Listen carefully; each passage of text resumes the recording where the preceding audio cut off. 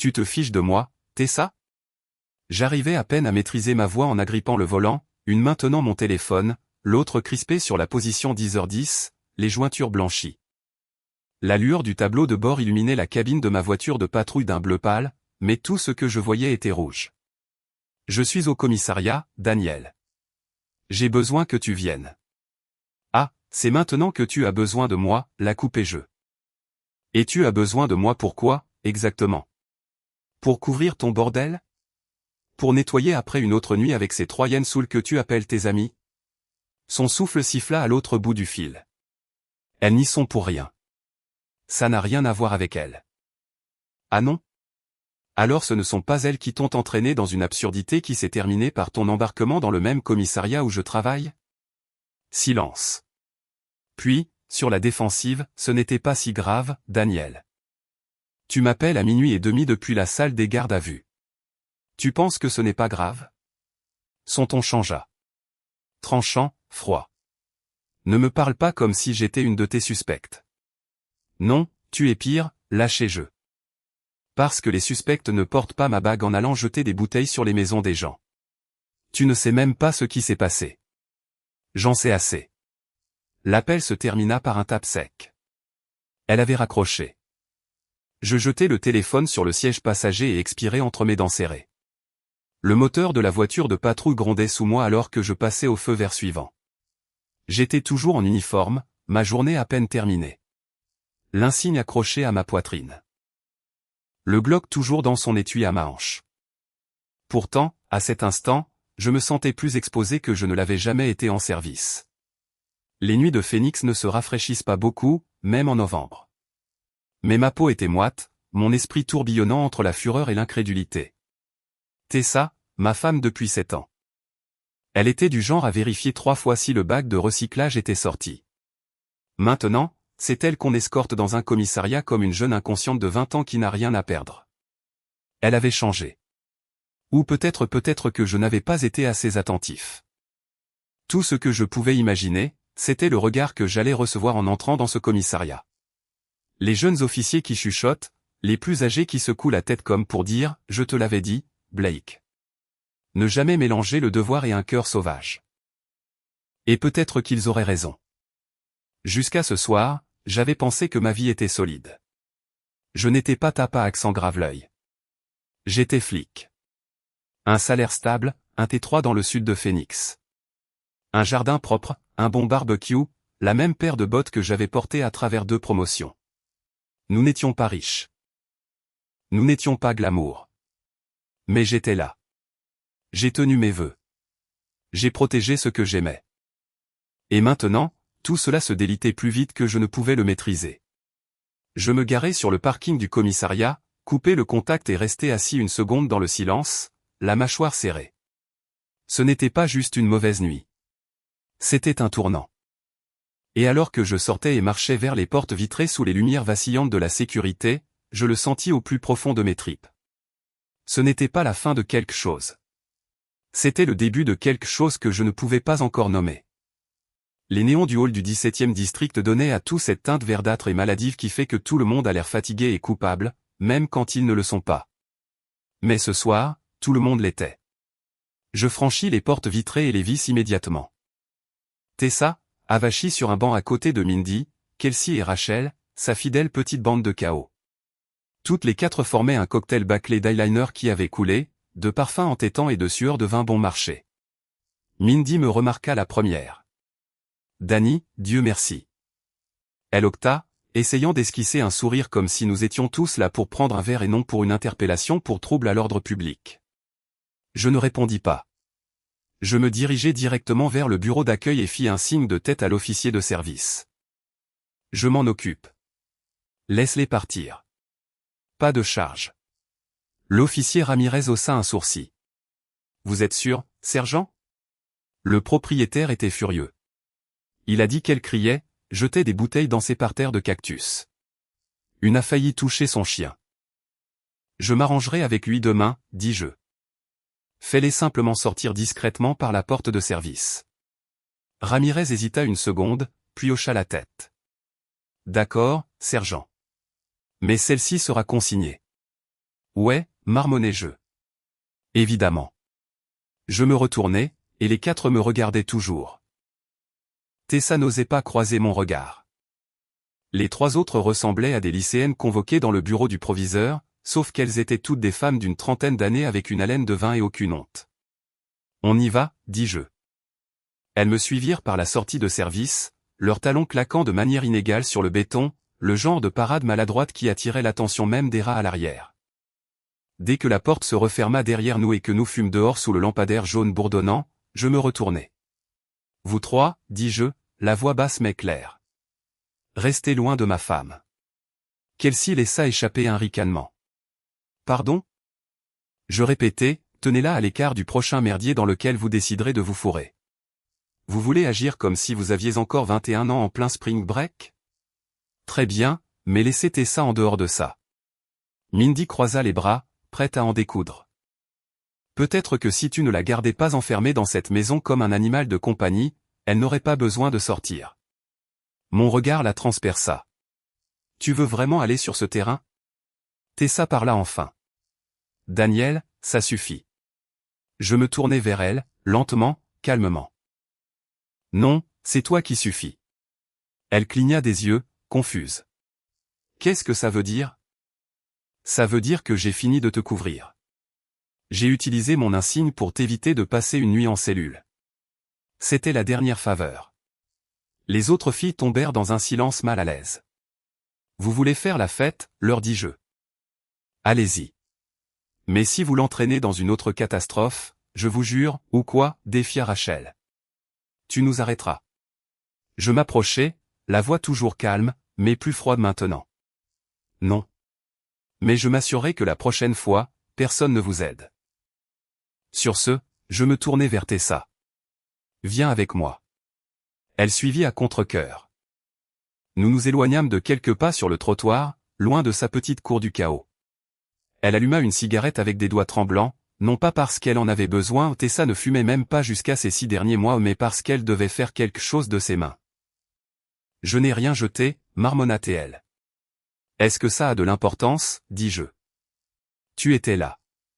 Tu as laissé faire, et tu as traîné mon nom dans la boue juste en étant assise sur ce banc. Je ne t'ai pas demandé de venir me sortir de là. Non, tu m'as appelé.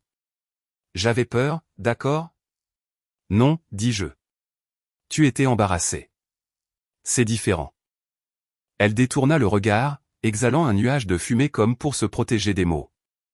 Je travaille ici, dis-je doucement. C'est mon commissariat, ma réputation. Ces gens me connaissent. Ils me respectent. Tu crois qu'ils vont oublier ce qu'ils ont vu ce soir? Sa voix était basse. J'ai fait une erreur. Non, dis-je, les yeux plissés. Tu as fait un choix. Une série de choix. Elle me regarda alors, et pour la première fois cette nuit-là, je vis quelque chose derrière ses yeux. Peut-être de la culpabilité, peut-être du défi, peut-être les deux. Je n'insistais pas. Je reculais simplement, les mains sur les hanches. Tu dois te ressaisir, Tessa. J'essaie. Et c'est plus fort. Elle tressaillit comme si je l'avais giflée, mais je ne reculais pas, on en a fini ici, dis-je. Tu peux te faire ramener par une de tes copines.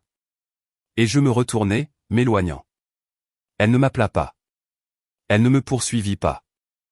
Et pour la première fois en 7 ans de mariage, cela m'effraya plus que tout ce qu'elle avait pu dire de toute la nuit. La maison était sombre quand je me suis garé. La lumière du porche était toujours cassée. Nous nous étions disputés à ce sujet le mois dernier. Enfin, j'en avais parlé et elle avait balayé ça d'un revers de la main, comme toujours. À l'intérieur, l'endroit sentait le nettoyant au citron et la tentative tardive de quelqu'un pour remettre les choses en ordre. Je posai mes clés sur le comptoir de la cuisine et entrai dans le salon. Tessa était déjà rentrée. Elle était recroquevillée sur le canapé, pieds nus, les jambes repliées sous elle, faisant défiler quelque chose sur son téléphone comme si rien de tout cela ne la touchait. Elle ne leva pas les yeux quand j'entrai. Ce silence, celui où l'on ne sait pas qui est le plus en colère, s'installa entre nous comme la poussière sur de vieux meubles. Tu es rentré vite, dis-je, gardant un ton neutre. Elle eut un sourire narquois sans lever les yeux. C'est Rachel qui a conduit. Elle ne roule pas aussi vite que toi. J'ignorais la pique. On va parler maintenant. Elle expira bruyamment, de façon théâtrale. Oh, super. Ma conversation préférée. Celle où je m'assois sagement pendant que tu me lis mes droits dans le confort de notre salon. Je ne te lis pas tes droits, Tessa. Je parle à ma femme. Ou j'essaie. Son téléphone tomba finalement sur ses genoux. Et de quoi suis-je accusé ce soir, exactement? Mauvais goût en matière d'amis? Un mauvais stationnement? Non. De m'humilier? De te mettre en danger? De ruiner ton propre nom? Bien sûr, mais en entraînant le mien dans ta chute. Oh, s'il te plaît, ricana-t-elle en se levant du canapé. Daniel Blake, le noble sergent de police, blessé par quelques bouteilles vides et des rires d'ivrogne. Il ne s'agit pas des bouteilles. Il s'agit de jugement. Il s'agit du fait que tu te pointes à mon commissariat comme une adolescente inconsciente et que je dois utiliser mon insigne pour te ramasser par terre. Waouh, dit-elle avec un rire sec. Tellement dramatique. Je m'approchai, les poings serrés le long de mon corps. Qui d'autre était à cette fête? Quelle fête? Ne joue pas à l'idiote. Qui d'autre était là? C'était la maison de qui? Tu savais que les choses dérapaient et tu es resté. Elle roula des yeux, passant devant moi en direction de la cuisine. Détends-toi, Daniel. C'était chez le cousin de Mindy. Un type nommé 3. Grand jardin, enceinte Bluetooth, gobelet en plastique, l'apocalypse habituelle. 3 qui?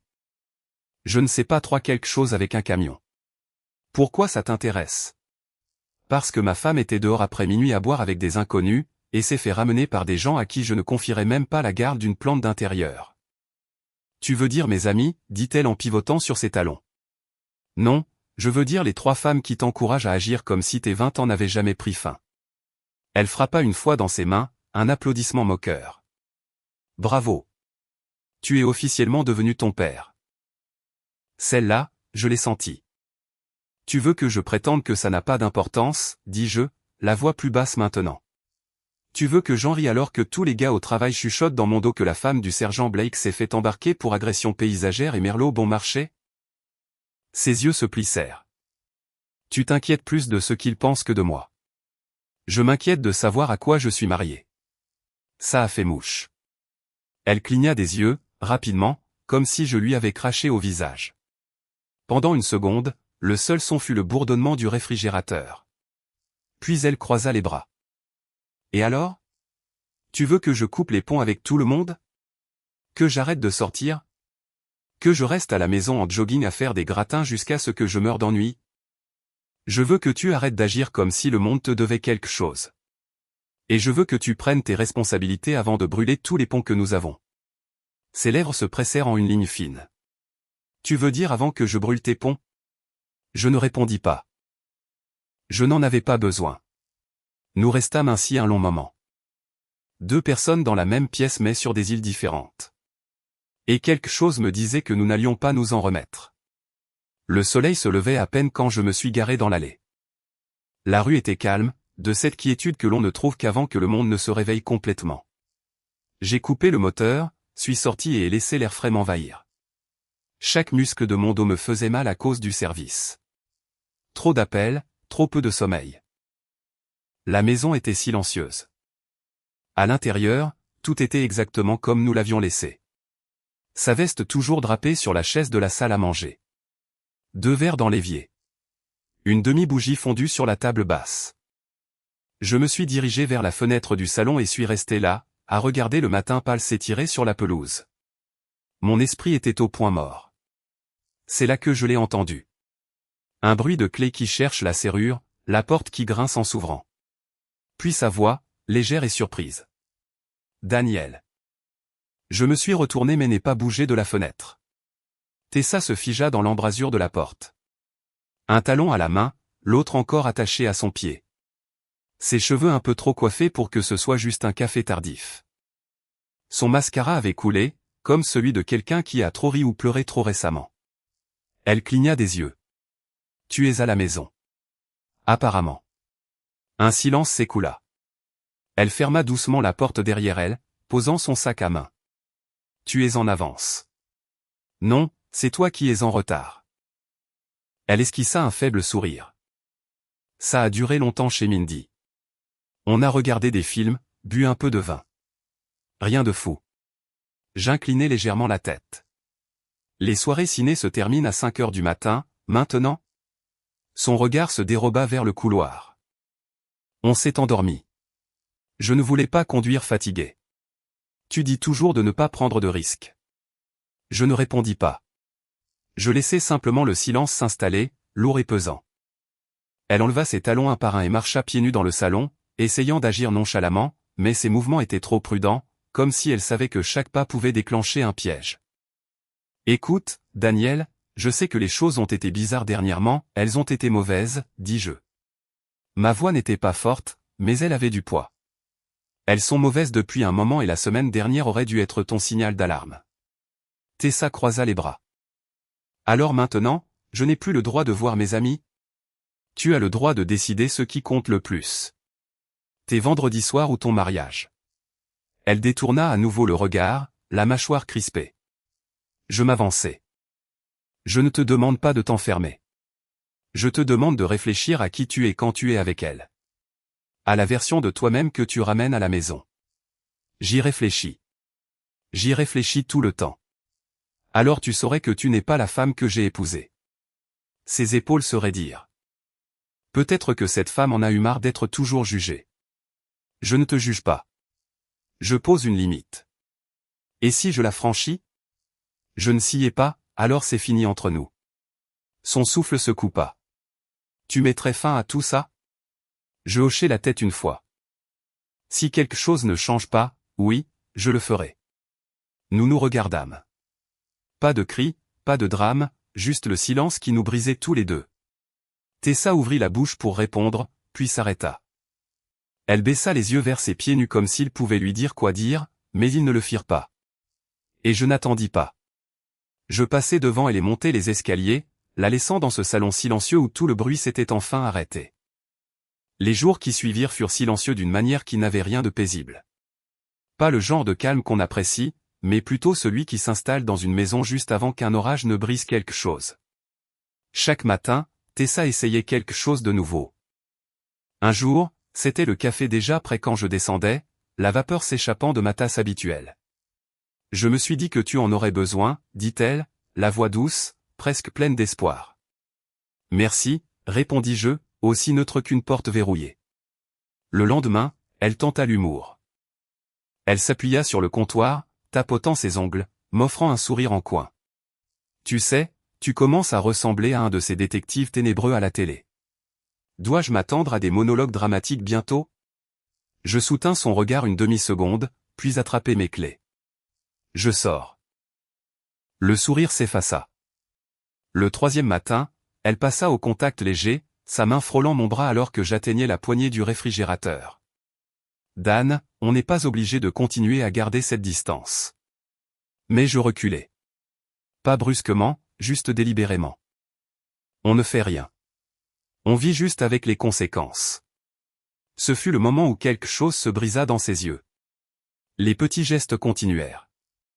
Coussin redressé, dîner à l'heure, prétexte pour entamer des conversations, mais tout cela glissait sur moi comme la pluie sur le pare-brise d'une voiture de patrouille.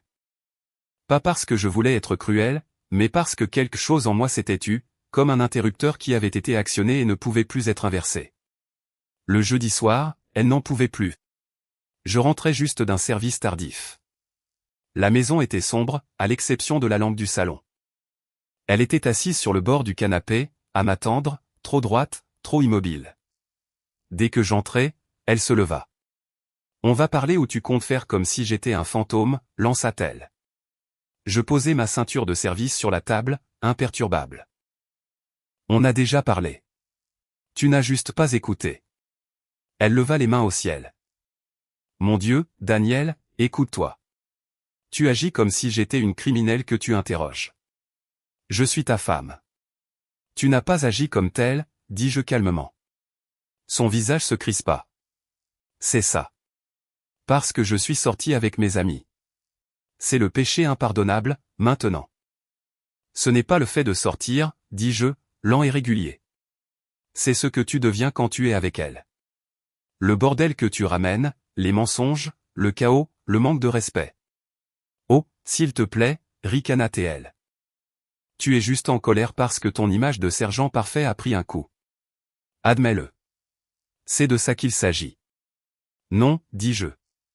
Il s'agit de confiance.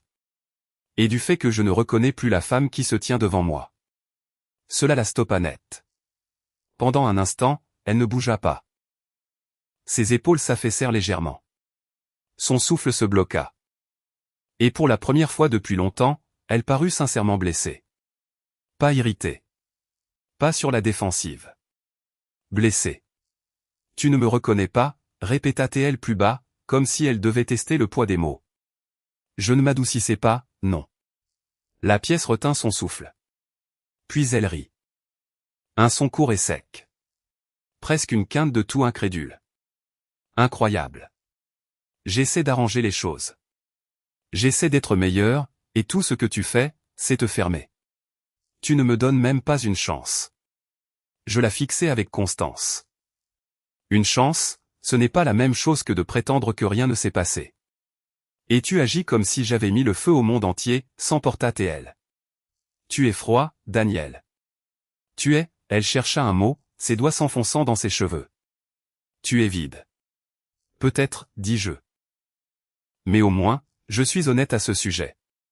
Sa bouche se serra. Ses yeux vacillèrent. De la colère en surface, quelque chose de plus profond en dessous. Elle attrapa son sac sur le canapé, le jetant sur son épaule d'un mouvement rapide. Tu sais quoi? Très bien. Si tu ne supportes plus de me regarder, je vais te faciliter la tâche. Tessa, mais elle était déjà à la porte. Elle l'ouvrit brusquement, sortit dans l'air nocturne et lança une dernière phrase par-dessus son épaule. C'est toi qui me pousses à bout, Daniel. Ne fais pas semblant que ce n'est pas le cas. La porte claqua. Les murs tremblèrent et je restai là, dans le salon silencieux, fixant l'espace vide qu'elle avait laissé, sentant la distance s'étirer plus que jamais. Nous patrouillons dans le district de South Mountain, les fenêtres à moitié ouvertes, ce genre de froid du désert qui se faufile et s'installe dans le col.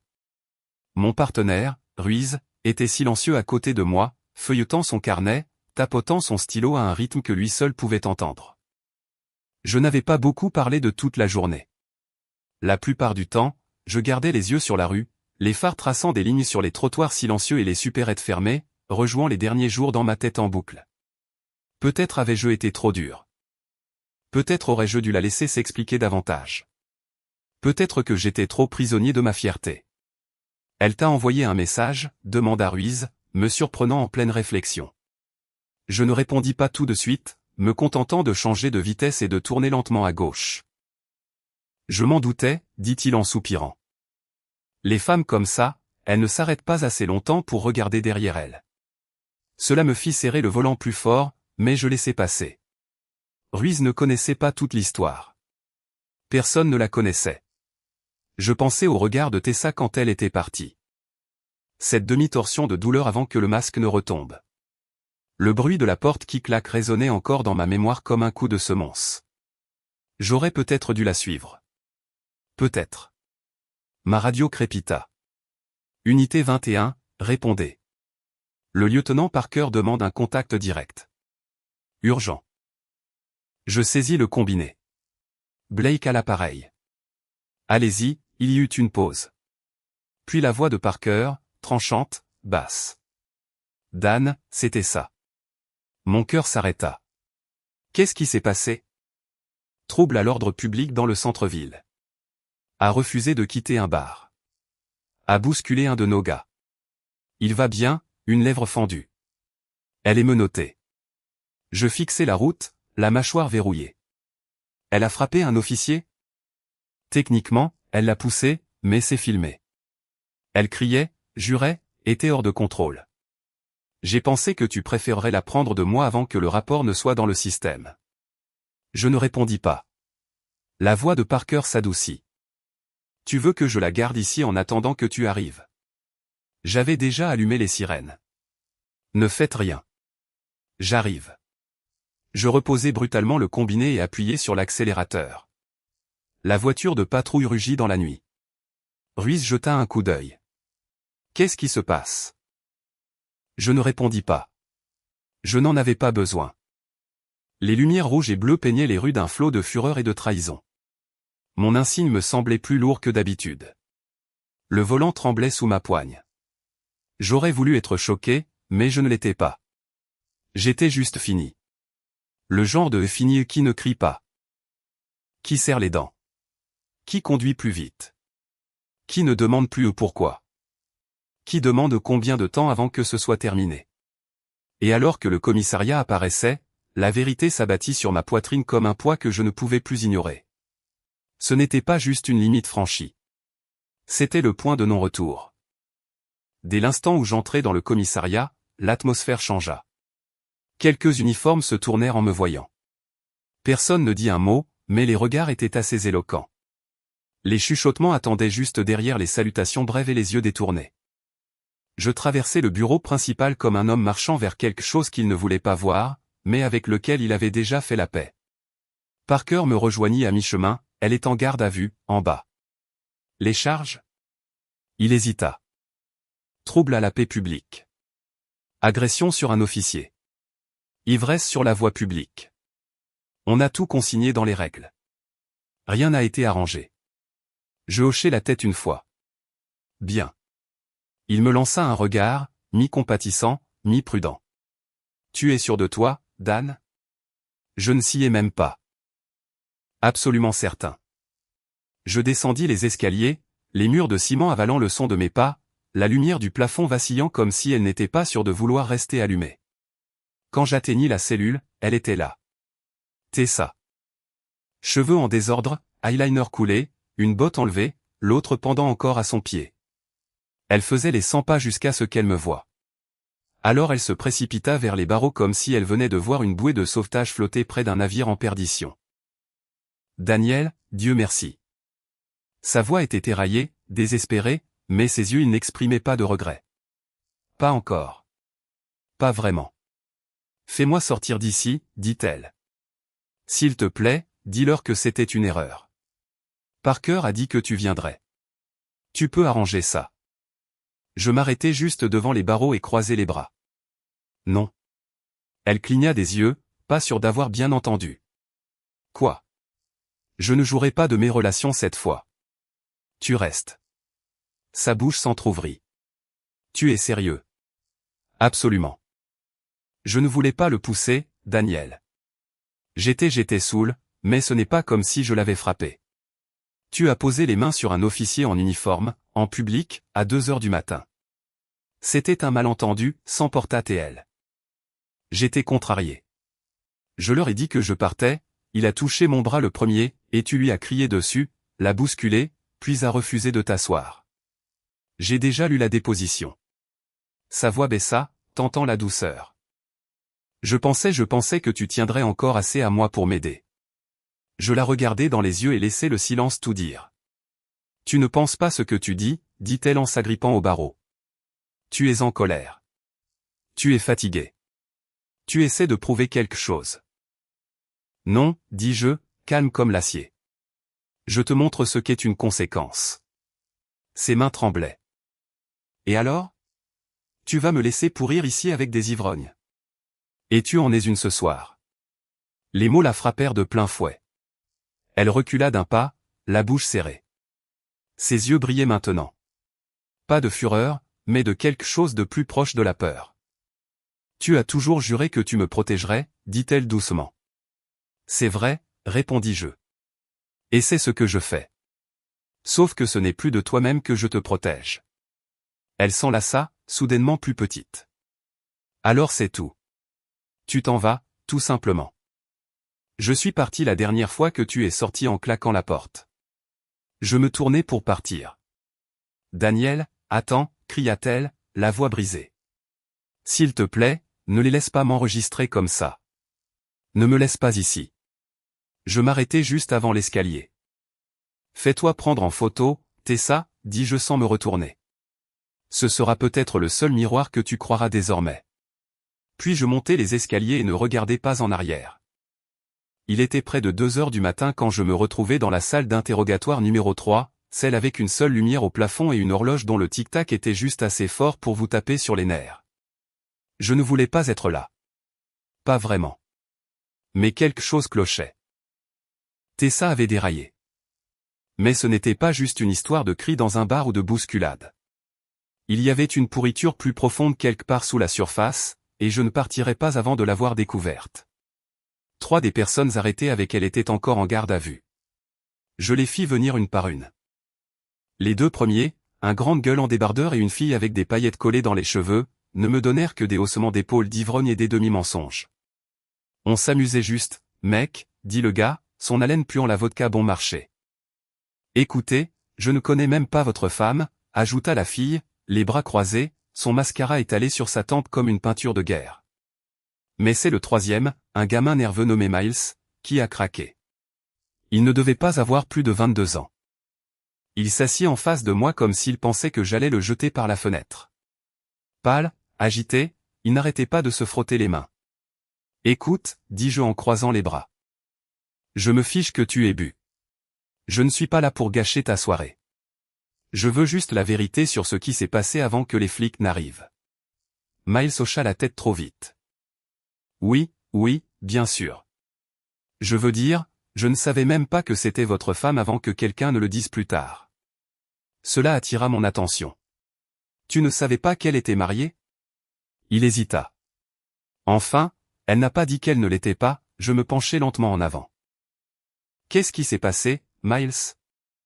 Il déglutit difficilement, regardant le miroir derrière moi comme s'il pouvait répondre à sa place.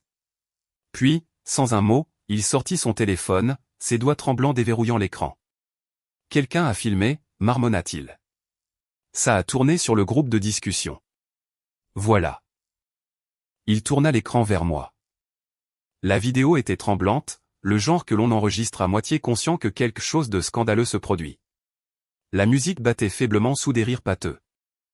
Et au centre de l'image, sous des guirlandes lumineuses de patio bon marché, se trouvait Tessa, collée contre un type avec une casquette à l'envers, les bras autour de son cou, l'embrassant comme si personne d'autre n'existait. Mon expression ne changea pas. Pas même quand elle leva la main pour tirer sur sa chemise. Pas même quand la personne qui filmait chuchota, « Yo, c'est pas la femme du flic, ça ?» Je la regardai une fois, puis une deuxième, puis sans un mot, je sortis mon téléphone, le pointai vers son écran et l'enregistrai pour moi. Miles resta figé comme s'il venait de me remettre une arme. Je crois qu'elle n'avait pas bu que de l'eau. Et le gars, il ne savait même pas qui elle était.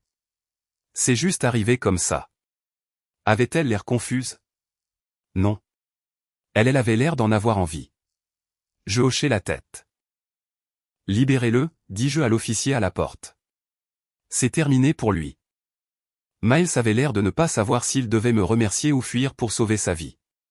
Il marmonna quelque chose que je n'entendis pas et disparut dans le couloir. Je restai dans la salle d'interrogatoire 1 minute de plus, juste assez longtemps pour sentir le poids de cette vidéo s'installer profondément dans mes tripes, comme si quelque chose de froid et de définitif venait de se mettre en place. Le temps que je rentre à la maison, il faisait encore nuit. Je n'enlevai pas mes bottes, je ne m'assis pas. Je sortis simplement mon téléphone et cherchai le nom que je n'avais pas utilisé depuis des années. Ethan Callaway, avocat. J'appelai. Ça sonna une fois avant qu'une voix ensommeillée ne réponde. « Daniel, j'ai besoin d'un avocat pour un divorce, dis-je, d'un ton plat et ferme. Maintenant. » Il y eut une pause. « N'en dis pas plus. Je lance la procédure. » Je terminai l'appel, posai le téléphone sur le comptoir de la cuisine et regardai par la fenêtre alors que les premières lueurs de l'aube menaçaient la nuit. Et je réalisai que je ne ressentais pas de douleur, ni de chagrin, ni de colère. Juste une paix étrange et silencieuse. Parce que les doutes étaient terminés. Maintenant, c'était la guerre. Je ne savais pas trop à quoi m'attendre en rentrant cet après-midi-là. Peut-être le silence. Peut-être l'endroit enfin vide. Au lieu de ça, je franchis la porte et fus accueilli par l'odeur piquante de parfum, le cri strident de faux rire et la voix reconnaissable de Mindy hurlant quelque chose à propos de tequila et de mauvaises décisions. Elles étaient toutes là. Tessa, affalée sur le canapé comme une reine dans son royaume en ruine. Mindy à côté d'elle, les jambes repliées sous elle dans un jean déchiré, un verre de vin à la main. Rachel et Kelsey, penchées l'une vers l'autre, gloussant comme si elles avaient déjà oublié à quel point elles avaient failli passer le week-end en cellule. La pièce puait le vin bon marché et les mauvais souvenirs. Quand elles me virent, seule Tessa ne tressaillit pas. Elle me regarda droit dans les yeux, ses lèvres se retroussant en ce sourire narquois que je trouvais autrefois charmant. Maintenant, il me donnait la chair de poule. « Tiens, tiens, dit-elle en levant son verre. Regardez qui est enfin rentré. » Je ne répondis pas. Je posai mes clés sur la table comme si je rentrais simplement du travail. Calme, froid. Mindy la poussa du coude. « Tessa, ne commence pas, Tessa rit. Pourquoi pas? Ce n'est plus mon patron, après tout. » J'inclinai la tête. « Tu as quelque chose à dire? » Elle se leva, d'un mouvement fluide et théâtral, comme si tout cela était une scène d'un drame qu'elle avait écrit elle-même. « En fait, oui. On en a discuté, dit-elle en désignant son petit trio de phoques applaudissant sur le canapé. Et on a décidé que tu ne me convenais plus. Je clignai des yeux une fois. Elle haussa les épaules. Mes amis ont toujours su que je méritais mieux que toi. Pendant une seconde, aucune d'elles ne parla. Elles s'attendaient à ce que je conteste, que je crie, que je m'effondre. Mais je mis simplement la main dans la poche de mon manteau et en sortis une seule enveloppe. Je la posai doucement sur la table basse. « Qu'est-ce que c'est » demanda Tessa, la lorgnant comme si elle pouvait mordre. « Les papiers du divorce. » Son sourire narquois vacilla. « Tu bluffes. »« Heureusement, le divorce est prêt, dis-je sèchement. »« Déposé. »« Signé. »« Il ne manque plus que ta signature. » Rachel se redressa. « Attends, quoi ?» Le verre de vin de Tessa pencha dans sa main, ses doigts devenant blancs autour du pied. « Chérie, dit-elle, sa voix se fissurant légèrement. Dis-moi que c'est une blague. » Je la regardai. Vraiment. Je la regardai. Pas de blague, Tessa. Elle s'avança. Tu es dramatique. On devait parler. On devait, je la coupai, la voix stable. J'ai vu la vidéo. Tout sur son visage s'effondra. Elle s'arrêta net. La couleur quitta ses joues. Ses lèvres s'entr'ouvrirent, mais aucun son n'en sortit. Mindy parut confuse. Quelle vidéo? Je ne quittai pas Tessa des yeux. Celle où elle est collée contre un type qui n'est pas son mari, l'embrassant comme si elle n'avait jamais connu mon nom. Daniel, s'il te plaît. La voix de Tessa se brisa complètement, la panique montant rapidement. Ce n'était pas ce que ça avait l'air. J'étais saoul. Je ne voulais pas, tu le voulais assez pour laisser quelqu'un filmer. Rachel se leva. Tess, de quoi il parle? Je ne savais pas que quelqu'un enregistrait, lança-t-elle en se retournant, la voix devenue sauvage. Je ne savais pas. Mais tu t'en souviens, dis-je. Alors ne fais pas semblant que ce n'est pas arrivé. Tessa se retourna vers moi, les yeux remplis de quelque chose que je n'avais pas vu depuis longtemps. La peur. Une peur brute, réelle. On peut parler, s'il te plaît, murmura-t-elle. Seule. Il n'y a plus rien à dire, dis-je, calme comme jamais. Et pour information, j'ai fini de nettoyer tes dégâts. Je me tournai et me dirigeai vers les escaliers. Derrière moi, Kelsey chuchota, oh mon Dieu. La voix de Tessa me suivit, brisée maintenant. Daniel, attends. Je m'arrêtai sur la deuxième marche. Regardai en arrière une fois. Tu as décidé que je ne te convenais plus, dis-je. Il s'avère que c'est réciproque. Et puis je montai le reste des escaliers sans un autre mot. En bas, les rires avaient disparu, remplacés par le silence. Et pour une fois, cela me convenait parfaitement. L'affaire fut réglée en moins de 20 minutes. La salle d'audience était petite, juste une boîte beige avec des murs lambrissés et une juge qui ne leva les yeux de ses notes que 2 fois. Les preuves parlaient plus fort que nous n'aurions jamais pu le faire. Je n'eus pas grand-chose à dire. Mon avocat non plus.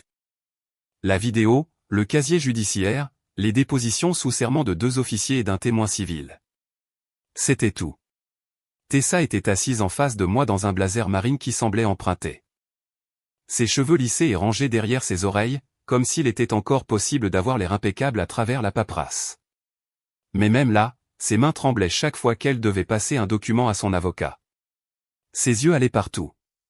Les murs, le sol, les papiers. Partout, sauf sur moi. La juge ne scia pas en rendant son verdict. Divorce prononcé. Bien séparé. Aucune pension alimentaire accordée. Net. Final. Je ne souris pas, je ne jubilais pas. Je hochai simplement la tête une fois, remerciai la cour et me levai. Tessa ne me suivit pas dehors. Sa propre audience était prévue 2 heures plus tard. Agression sur un officier et trouble à l'ordre public. Je suis resté, non pas pour la voir s'effondrer, mais pour être témoin du moment où elle devrait enfin cesser de faire semblant. La salle d'attente devant la salle d'audience B était presque vide quand on appela son nom. Elle passa devant moi sans un mot, escortée par son avocat commis d'office. Elle ne portait pas de parfum ce jour-là. Pas de maquillage non plus. Juste ce blazer et une paire de ballerines qui semblaient de taille trop grande. Je regardais les portes de la salle d'audience se refermer derrière elle. Ce n'était pas de la satisfaction que je ressentais. Ni même un sentiment de revanche. Juste le point final. J'ai attendu la fin de la sentence. La juge a ordonné des travaux d'intérêt général. 6 semaines. Pas de prison ferme. Juste assez pour que ça colle. Assez pour que ça tâche. Quand elle ressortit, elle ne regarda pas autour d'elle. Pas avant d'arriver en haut des escaliers. C'est là que nos regards se sont croisés. Elle semblait plus petite. Pas brisée, juste vidée, comme si on lui avait coupé le souffle et qu'il n'était jamais revenu. Elle ouvrit la bouche comme si elle allait dire quelque chose, mais ne le fit pas. Et je ne bougeais pas. Pas de haine, pas de salut, juste l'immobilité. Elle cligna des yeux une fois, baissa le regard et passa devant moi pour descendre les marches. Pour la première fois depuis longtemps, elle ne portait pas la pièce sur ses épaules, et je ne la portais plus non plus. Le soleil tapait déjà fort à 10 heures ce matin-là. L'Arizona ne vous ménage pas avec la chaleur, elle vous tombe dessus comme une punition. J'avais reçu un appel pour un déversement illégal sur l'accotement et de la route 202. Vieux meubles, pots de peinture, débris de construction. Pas exactement un crime de haute volée, mais c'était mon secteur. Alors je me suis garé, j'ai ouvert la portière et suis sorti dans le miroitement de la chaleur de l'asphalte. C'est là que je les ai vus. Une file de travailleurs d'intérêt général en gilet orange, espacés le long de l'accotement de l'autoroute, des sacs en plastique à la main, courbés sous le poids de la chaleur et des erreurs qui les avaient amenés ici. La plupart levaient à peine les yeux, mais une l'a fait.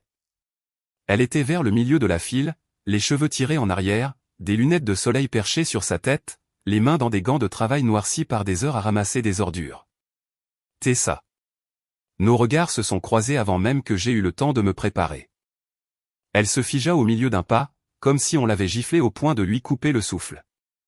Une main tenait encore un morceau de plastique cassé, l'autre flottait près de sa poitrine comme si elle avait oublié quoi en faire. Je n'ai pas bougé, je n'ai pas changé de position, je n'ai pas pris ma radio ni rompu le moment. Je suis juste resté là, laissant la distance tout dire. Ce n'était pas la colère qui me serrait la poitrine. Ce n'était même pas de la pitié. C'était quelque chose de plus net, de plus simple. De final. Tessa me fixa pendant une longue seconde. Puis 2. Ses lunettes de soleil glissèrent du haut de sa tête et tombèrent dans le gravier à ses pieds, mais elle ne les ramassa pas. Son visage était rouge à cause de la chaleur, mais ses yeux, eux, étaient les mêmes. Sauf que maintenant, il ne portait plus ce feu, ce défi. Juste la reconnaissance, et quelque chose qui ressemblait à du regret. Je fis un petit signe de tête. Pas moqueur, pas indulgent. Juste un signe de tête. Une reconnaissance silencieuse de ce que nous comprenions tous les deux maintenant. Elle me rendit le plus faible des hochements de tête, à peine un mouvement. Puis elle se pencha, ramassa le morceau de plastique cassé et se détourna. Pas de mots, pas de drame. Juste 2 personnes qui s'étaient connues, séparées par le temps, les choix, et un bas-côté rempli de détritus. Je me suis retourné vers ma voiture, j'ai contacté la radio et je suis parti, les fenêtres baissées, le vent chaud fouettant la cabine comme s'il nettoyait quelque chose en moi. Et peut-être que c'était le cas. Peut-être que, finalement, c'était le cas. Et c'est la fin de l'histoire.